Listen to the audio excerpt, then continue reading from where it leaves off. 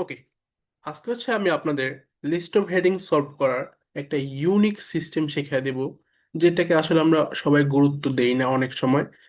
আসলে IELTS reading a আমাদের বুঝতে হবে যে কোন লাইনগুলো আমাদের একটু বেশি ভালো করে পড়তে হবে, কোনগুলো একটু সিম্পল ভাবে স্কিমিং করে পড়তে হবে। এই জিনিসটা বোঝা খুব ইম্পর্টেন্ট। জাস্ট এই জিনিসটা না বোঝার কারণে বেশিরভাগ মানুষ আইএলটিএস রিডিং এর ক্ষেত্রে টাইম ম্যানেজমেন্টটা করতে পারে না। সো আজকে আমি কথা বলবো ইনভার্টেড কমা নিয়ে। যে জিনিসটা খুবই important, but most of the students এই জিনিসটাকে ইগনোর করে। কেন এটা ইম্পর্টেন্ট? কারণ ইনভার্টেড কমার ভিতরের লাইনগুলো সব সময় ইম্পর্টেন্ট। সেটা লিস্ট অফ হেডিংস হোক, প্যারাগ্রাফ ম্যাচিং হোক, নেম ম্যাচিং হোক, সবগুলো প্যাটার্নে এই জিনিসটা খুব ইম্পর্টেন্ট। একটা প্যারাগ্রাফের মেইন আইডিয়া অনেক ক্ষেত্রে ইনভার্টেড কমার ভিতরে ওরা বোঝায় দেয়। সো এই জিনিসটা আমি আপনাদের আজকে প্র্যাকটিক্যালি করে দেখাবো। একটা লিস্ট অফ হেডিং আমি জাস্ট এই ইনভার্টেড কমা দিয়ে দেখবো যে আমি কয়টা সলভ করতে পারি। তাহলে আমরা বুঝতে পারবো ইনভার্টেড কমাটা আসলে কেন ইম্পর্টেন্ট। ওকে, সো আমরা দেখি এটা কেন ইম্পর্টেন্ট। সো আজকে আমি কেমিস্ট 20 নিলাম, আর টেস্ট 3 পেসেস 2। আমরা যদি এখানে আসি তাহলে আমরা লিস্ট অফ হেডিংটা দেখতে পারতেছি। এখানে এক থেকে লিস্ট অফ হেডিং কয়টা, উম, 7টা। ওকে, সো যে কোনো লিস্ট অফ হেডিং করার ক্ষেত্রে সবার প্রথমে আমাদের, বা যে কোনো পেসেজ নিলে আমরা সবার প্রথম কি করব? আমরা সবার আগে পেসেজের হেডলাইনটা পড়ব। ওইটা খুবই ইম্পর্ট্যান্ট। হেডলাইন পড়ার পর এমন না যে আমাকে বাকি জিনিসগুলো পড়তে হবে। নো, জাস্ট হেডলাইনটা পড়লে আমি যতটুকু বুঝতে পারি। যেমন এখানে বলছে, can the planets coral reefs be saved? মানে পৃথিবীর কোরাল যে রিফস গুলো আছে ওইগুলো কি সেভ করা যাবে কিনা, এরকম টাইপের একটা কোশ্চেন করছে। তাহলে এখানে ওই কোরাল রিফস কে কিভাবে সেভ করতে হয় এগুলো নিয়ে হয়তো কথাবার্তা বলবে। সো লিস্ট অফ হেডিং এর ক্ষেত্রে গুরুত্ব আমাদের যে হেডিংস গুলো দেওয়া থাকে ওইগুলাকে ভালো করে পড়া। হেডিংস যদি আপনি না বোঝেন, কখন আপনি 10-12 বার প্যারাগ্রাফ গুলো পড়লেও আপনি আসলে কিছুই বুঝবেন না। সো হেডিংস গুলো ভালো করে পড়া খুব ইম্পর্ট্যান্ট। যদি আমরা হেডিংস গুলো পড়ি, প্রথমটা বলছে ট্রাইড অ্যান্ড টেস্টেড সলিউশন। তাহলে আপনাকে এটা মাথায় রাখতে হবে, ওরা কোনো একটা সলিউশন ট্রাই করবে এবং টেস্ট করবে, তখন আমরা আনসার দিব এইটা। তারপর 2 নম্বর দেখতে পারতেছি কোঅপারেশন বেনিথ দ্য ওয়েবস। তাহলে এখানে একটা কোঅপারেশন টাইপের কথাবার্তা থাকবে। 3 নম্বরটা যদি আমরা দেখি, working to lessen the problem, মানে তারা কাজ করবে যেন সমস্যাটাকে কমাতে পারে। তাহলে এখানে প্রবলেমস নিয়ে কথাবার্তা বলবে, যে তারা প্রবলেমটা নিয়ে কাজ টাজ করতেছে এরকম টাইপের কথাবার্তা বলবে। ওকে, 4 নম্বর বলছে disagreement about the accuracy of certain phrase, মানে কিছু ফ্রেজ নিয়ে তারা ডিসএগ্রিমেন্ট করবে। তাহলে আমার এখানে মেইন ফোকাস থাকবে, আমরা দেখব কোনো প্যারাগ্রাফে তারা কোনো কিছু নিয়ে দ্বিমত পোষণ করে কিনা, ডিসএগ্রি করে কিনা, তখন আমরা ওইটার আনসার এটাকে দিয়ে দিব। কখনো আপনি 100% মিলাতে যাবেন না, কারণ হইতে পারে আপনার লেভেল অনুযায়ী আপনি ওইটা 100% মিলাতে পারবেন না। যদি মোটামুটি 70% মিলা যায় আপনি ওইটাকে আনসার দিয়ে দিবেন। সো আমরা যদি ডিসএগ্রি টাইপের কিছু পাই কোনো কথাবার্তা, তাহলে আমরা এটাকে আনসার দিয়ে দেবো। কোঅপারেশন টাইপের কথাবার্তা পাইলে আমরা এটাকে আনসার দিয়ে দেবো। কোথাও প্রবলেম, সমস্যা কমানোর জন্য চেষ্টা করতেছে, ওইখানে আমরা আনসার দিব এইটা। বুঝতে পারছি? তারপর পরেরটা কি বলছে, এডুকেশনাল টু এডুকেশনাল গোলস, মানে দুইটা এডুকেশনাল গোলস। তাহলে এখানে দুইটা জিনিস শেখার মতো কিছু একটা বলবে। যেমন বলতে পারে দুইটা স্টাডি, বা দুইটা রিসার্চ, বা দুইটা জিনিস তারা জানতে চায়, এরকম টাইপের কিছু ওরা বলতে পারে। ওকে, তারপর বলছে প্রমোটিং হোপ, মানে আপনার কি আশা বৃদ্ধি করবে এরকম টাইপের কিছু, আপনার হোপটাকে বৃদ্ধি করবে, প্রমোট করবে, ইনক্রিজ করবে, এরকম টাইপের কিছু। ওকে, তারপর a warming a warning of further trouble ahead. তাহলে একটা ওয়ার্নিং, ওয়ার্নিং মানে কিন্তু প্রবলেম না। ওয়ার্নিং মানে আপনি একটা ওয়ার্নিং দিবে যে কিছু একটা হবে, এরকম টাইপের কিছু, খারাপ কিছু একটা বা কোনো সমস্যা হবে। Warning of further trouble ahead. Okay, কোনো সমস্যা নিয়ে ওয়ার্নিং, এরকম টাইপের কিছু। ওকে, তাহলে আমাদের কাজ হলো কি, আমরা আজকে শুধু চেষ্টা করব ইনভার্টেড কমা দিয়ে আমরা কয়টা কোশ্চেন সলভ করতে পারি এই লিস্ট অফ হেডিং এ। এটা আমাদের টার্গেট।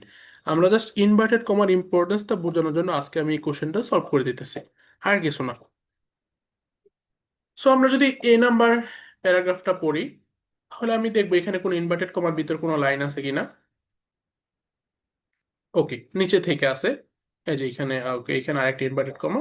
মানে আমি জাস্ট এতটুকু এখন ভালো করে পড়বো, দেখবো এটার সাথে কোনোটা মিলতেছে কিনা। যদি মিলে তাহলে আমি ওইটাকে আনসার দিয়ে দিব। বুঝতে পারছি জিনিসটা? ওকে, তাহলে আমরা এই নাম্বারটা পড়ি। Coral reefs are the most diverse ecosystem on Earth. We want to show people how wonderful they are. মানুষ মানুষকে শো করতে চায় যে এই কোরাল রিফস গুলো কতটা সুন্দর। ওকে, তারপর however we also want to highlight, আমরা আরো হাইলাইট করতে চাই, the research and conservation efforts that are now being carried out to try to save them। মানে যারা রিসার্চ বা তাদেরকে সেভ করার জন্য তারা যে রিসার্চ গুলো করতেছে এটা তারা মানুষকে দেখাইতে চায়। দুইটা জিনিস তারা দেখাইতে চায়। ওকে, তার মানে এখানে কি দুইটা জিনিস নিয়ে কথাবার্তা বলছে। তাদের দুইটা জিনিস কি তারা চায় যে এগুলো মানুষ জানুক, হ্যাঁ, বা এগুলো কত সুন্দর মানুষ যদি দেখতে পারতো, মানুষকে দেখাতে পারতো, তারা দুইটা জিনিস চাইতেছে। তার মানে কি এটা কোনটার সাথে মিলতেছে? আম, যদি আমরা দেখি 5 নাম্বারের সাথে, টু ক্লিয়ার এডুকেশনাল গোলস, মানে মানুষ কি জানতে পারবে, শিখতে পারবে, তাই না, যেগুলোকে কিভাবে ওরা সেভ করতেছে, কি রিসার্চ করতেছে, তাদেরকে কনজারভেশন করার জন্য কি কি করতেছে। তাহলে এটা থেকে আমরা মোটামুটি অলরেডি একটা ধারণা পেয়ে গেছি যে এটা হচ্ছে কি 5 নাম্বার। এই, বুঝতে পারছি? ওকে, তাহলে আমরা এটা দিতে পারি টু ক্লিয়ার এডুকেশনাল গোল, 14 নাম্বার। ওকে, নাইস। তারপর আমরা দেখি বি নাম্বারটা। দেখি বি নাম্বার কোন ইনভার্টেড কমার কিছু আছে কিনা। পুরোটা সলভ করবো না আমরা, যেখানে ইনভার্টেড কমা পাবো আমরা ওইগুলো হচ্ছে সলভ করবো, হ্যাঁ। ওকে, না এখানে কোনো ইনভার্টেড কমার লাইন নেই, সো আমরা জাস্ট এটাকে স্কিপ করলাম। আমরা দেখি পরেরটা পড়ি। ওকে, এখানে আমরা ইনভার্টেড কমার ভিতরে কিছু লাইন দেখতে পারতেছি। ওকে, সো আমরা এখান থেকে পড়ি। এই যে ইনভার্টেড কমা এত, এখান থেকে এতটুকু, তাহলে আমরা এতটুকু ভালো করে পড়ি। ওকে, as a result, coral reefs are often described as the rainforest of the sea. Coral ফরেস্টকে কি rain forest of the sea বলা হয়। তো দ্য কম্পারিজন ইজ ডিসমিসড, এই কম্পারিজনটাকে ডিসমিস করছে বা বাই সাম ন্যাচারালিস্ট, কিছু ন্যাচারালিস্টরা কি ডিসমিস করছে, including David. People say you can not beat the rain forest, but that's is simply not true.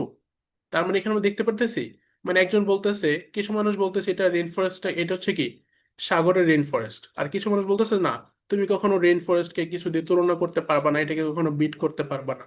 তাহলে এখানে আমরা কি দেখতে পারতেছি, একটা ডিজ এগ্রিমেন্ট। এই যে ডিজ এগ্রিমেন্ট, আমরা বলছিলাম একটা ডিজ এগ্রিমেন্ট, দ্বিমত পোষণ করবে।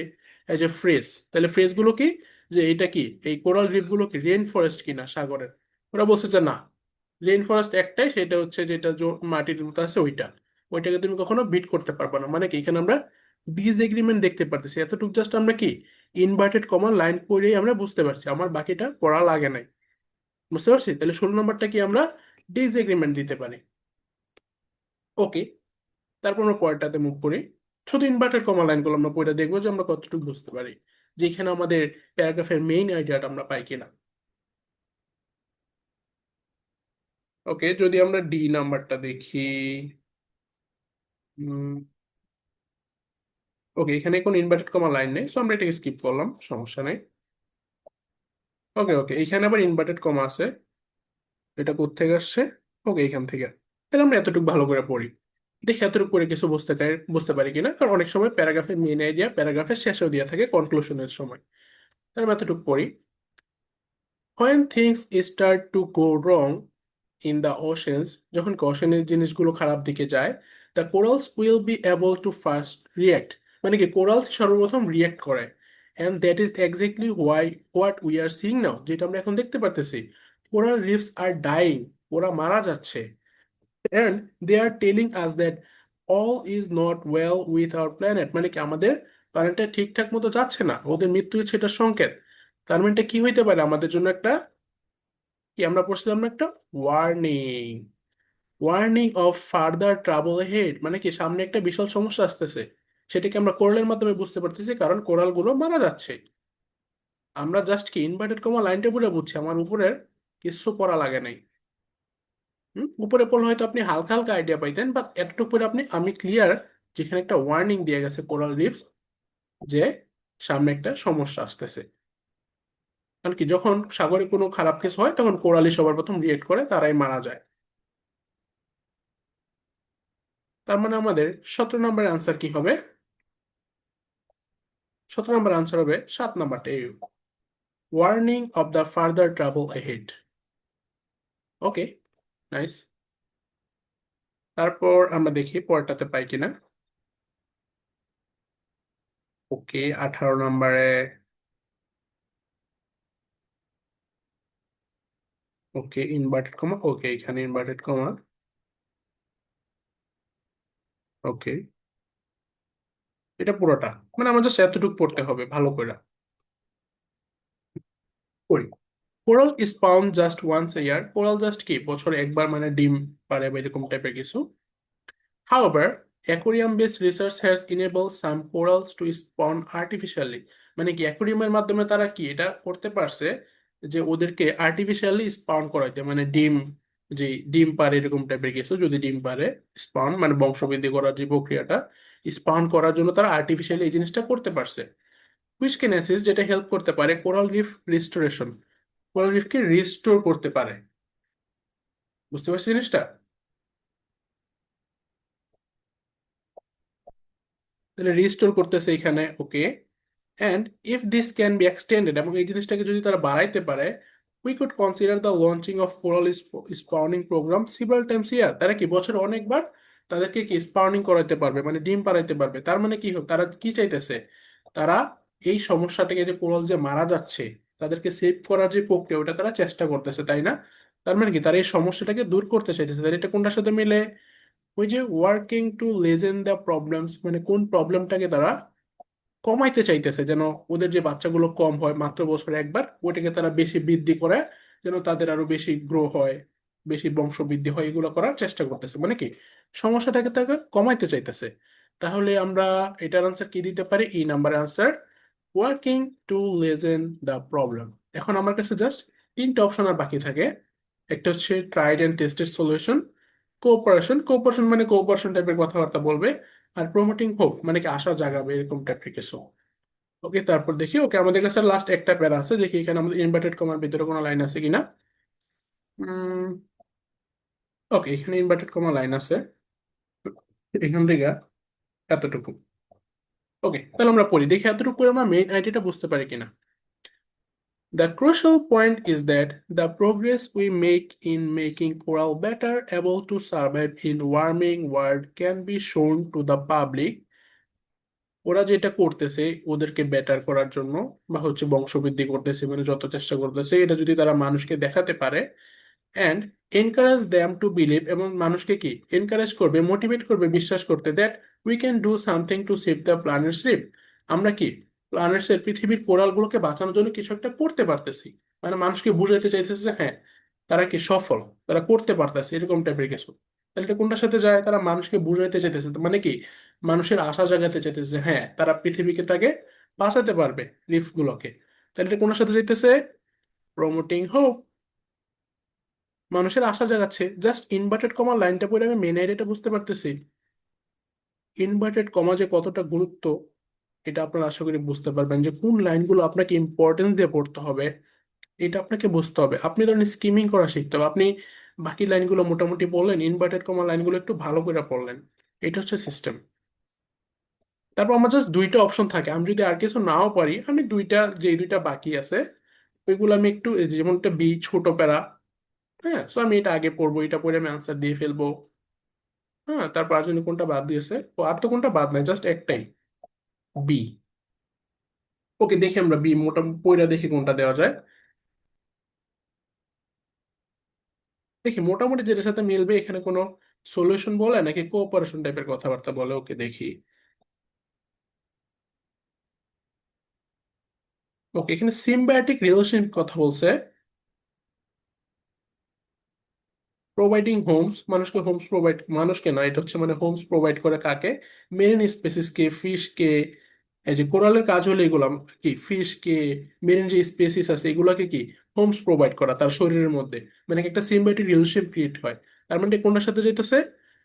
Operation বেনেথ the ওয়েবস। আমার একটা ভুল হলো, সমস্যা কি? আমার বাকি প্রায় 6টা কোশ্চেন, 5টা কোশ্চেন আমার জাস্ট ইনভার্টেড কমার লাইন পড়ে আমার হয়ে গেছে। বুঝতে পারছি ইনভার্টেড কমা লাইনটা কেন ইম্পর্টেন্ট। এটা এরকম না যে আপনার প্রতিটা লিস্ট অফ হেডিং এ আপনার এরকম হবে, বাট যেখানে ইনভার্টেড কমার লাইনগুলো আছে ভিতরে ওইগুলো খুব ইম্পর্টেন্ট। শুধু লিস্ট অফ হেডিং এর ক্ষেত্রে না, প্যারাগ্রাফ ম্যাচিং, নেম ম্যাচিং, এগুলোর ক্ষেত্রেও খুব ইম্পর্টেন্ট। এটা আপনাকে বুঝতে হবে, তখন আপনি বুঝতে পারবেন যে কোন লাইনগুলো আপনাকে ইম্পর্টেন্স দিয়ে পড়তে হবে, কোন লাইনগুলো ইম্পর্টেন্ট, কোনগুলো স্কিম করতে হবে, কোনগুলো ভালো করে পড়তে হবে। এটা খুব ইম্পর্টেন্ট রিডিং এর ক্ষেত্রে। এইভাবে হচ্ছে আপনার টাইমটা ম্যানেজ হবে। আপনি যদি পুরোটা প্যাসেজ, পুরোটা প্যারাগ্রাফ পড়েন একটা হেডিং এর জন্য, তখন আপনি কখনো টাইম ম্যানেজ করতে পারবেন না। এটাই হচ্ছে সিস্টেম, আপনাকে বুঝতে হবে। তাহলে কি আমাদের সবসময় ইনভার্টেড কমা লাইনগুলো একটু ইম্পর্টেন্স দিয়ে পড়তে হবে, ওইখানেই বেশিরভাগ ক্ষেত্রে মেইন আইডিয়াটা পাওয়া যাইতে পারে। ওইটা বলে মোটামুটি একটা আইডিয়া নিতে পারি যে কি হইতেছে আসল জিনিসটা। ওকে, আশা করি বুঝতে পারছেন। সো নেক্সট টাইম কখনো ইগনোর করবে না ইনভার্টেড কমার লাইনকে, বিশেষ করে লিস্ট অফ হেডিং এ, প্যারাগ্রাফ ম্যাচিং এ। ওকে, তাহলে আজকের জন্য এতটুকুই। আসসালামু আলাইকুম।